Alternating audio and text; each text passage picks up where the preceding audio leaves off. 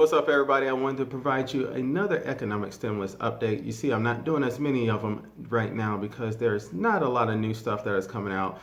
But there is some new economic data that is coming out, and I believe some of this economic data is going to help sway the decision, I should say, whether or not we're going to receive another economic stimulus payment and what kind of payment or economic stimulus that we will receive.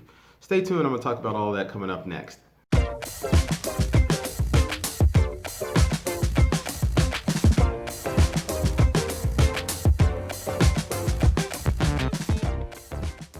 Hello everyone, my name is Paul Zachary Shelton Jr. and I'm the Chief Investment Officer of Warwick Shore Advisors.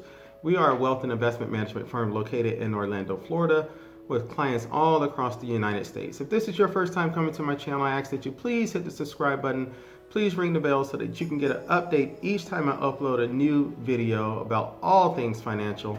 Additionally, please like and share this video to help me increase the financial literacy of our globe. So there's a slew of economic indicators that I track on a monthly basis that helps give me a read into the business cycle, or at least I should say as to where we are in the business cycle. This is really how I run and manage my company. But some of those same indicators that I look at are very, very important, and they are very influential in the decision making of Congress and the White House.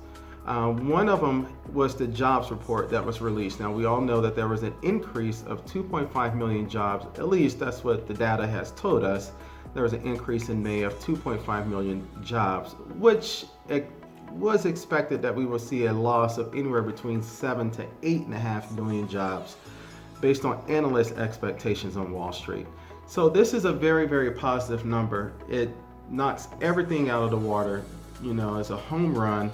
And when you have home runs like this, it makes Congress lean against releasing another economic stimulus, at least in the form of direct payments to individuals.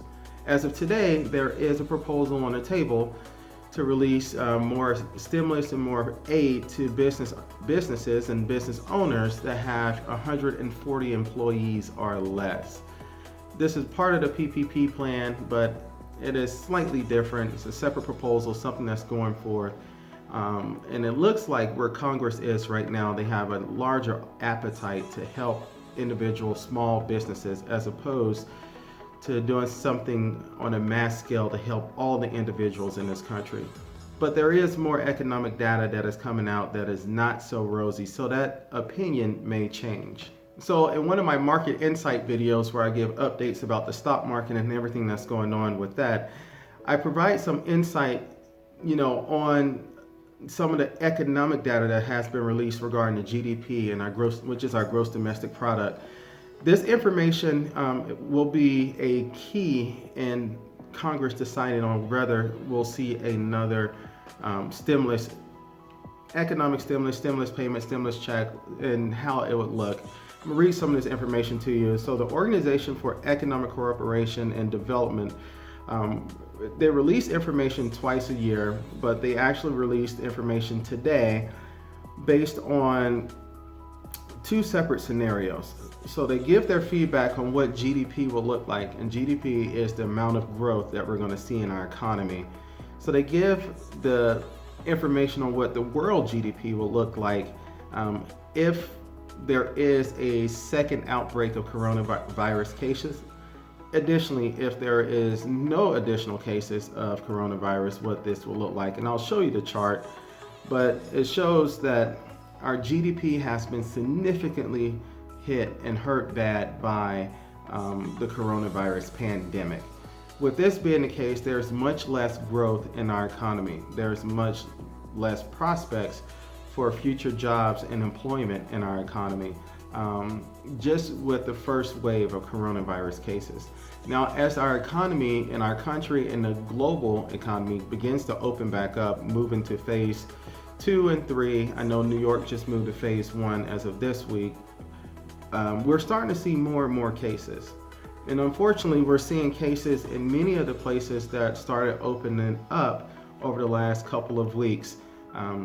It hasn't gotten out of control. We're still hovering around 20,000 new cases or cases every day in this country, which has not ballooned out of control, not like it was previously, and we haven't seen the massive deaths from the coronavirus that we have seen. So everything is starting to trickle in the right direction, which is good for our overall health and the overall economy. But it does show that it's very possible that we can see a spike in new cases. One thing that has been noted is that many hospitals around the country have reduced the amount of occupancy that they hold in the hospital to prepare for a large influx of coronavirus cases. Now, this is something that was mandated from the top of the healthcare chain down to all the hospital systems around this country. In doing so, many hospitals canceled elective procedures. Many people that would typically go to the hospital if they had a small injury or something that was not really severe, they decided not to go to the hospital, not go to emergency care, and decide to shift towards more telemedicine. With this being the case, we've seen a significant shift in the amount of revenue that hospitals are garnering and bringing in. I know there's one particular hospital chain in California where one of its hospitals, not the whole chain, just one of its hospitals was losing $5 million a day. $5 million a day in revenue being lost from this hospital as a result of the coronavirus. Now, many people think, well, the coronavirus is out there, so hospitals should be making a ton more money, right? Because they're in a pandemic. Hospitals fight pandemics. They're on the front lines. They battle against the healthcare issues, but this is essentially not the case. Hospitals typically derive all of their revenue, I should say the largest chunk of their revenue, from the emergency room in the services that are provided in the emergency room. Many of those services that are provided in the emergency room have to deal with x-rays, any procedures that may take place, and just any urgent care that happens, any of the medicines that are given out. And that drives 40% of the revenue for typical hospitals.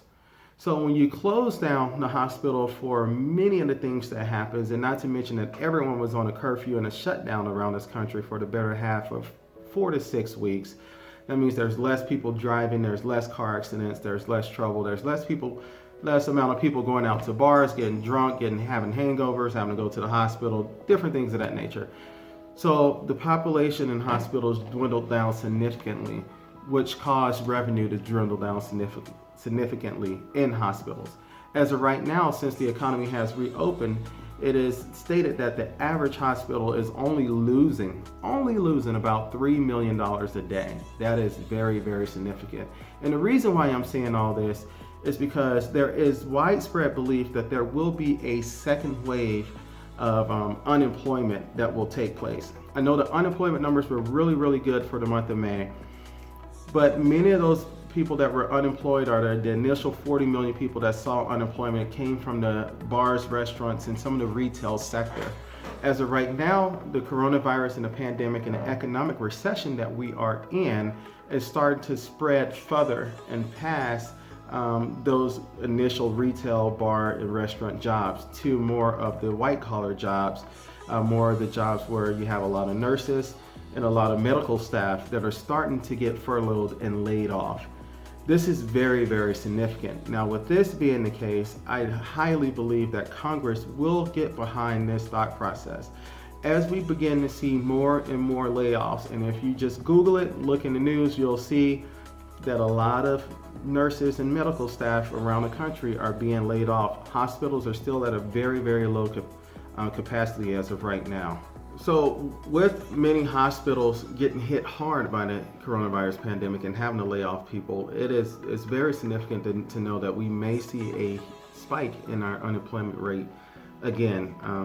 Just reading from the data here, it is expected if we see another hit of coronavirus cases, it's expected that the unemployment rate could shoot up to 16.9%. Now we know that it was at 14.7% leaving April and going into May, and as of right now it dropped down to 13.3% with the 2.5 million jobs that were added in the month of May.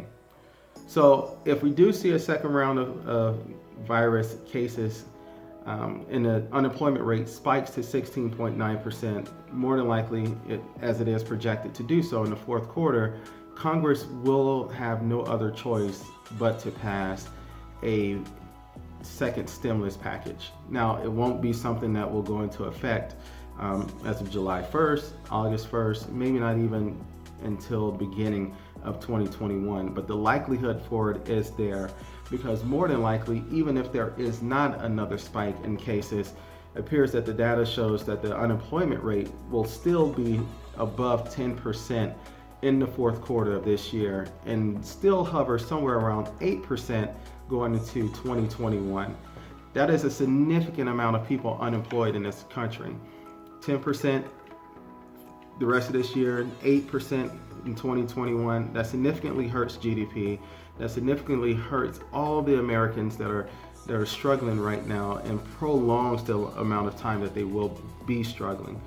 So I firmly believe that there possibility is high of us receiving another economic stimulus payment, but we just don't understand how that will come, what form it will come in the timing of when that will be.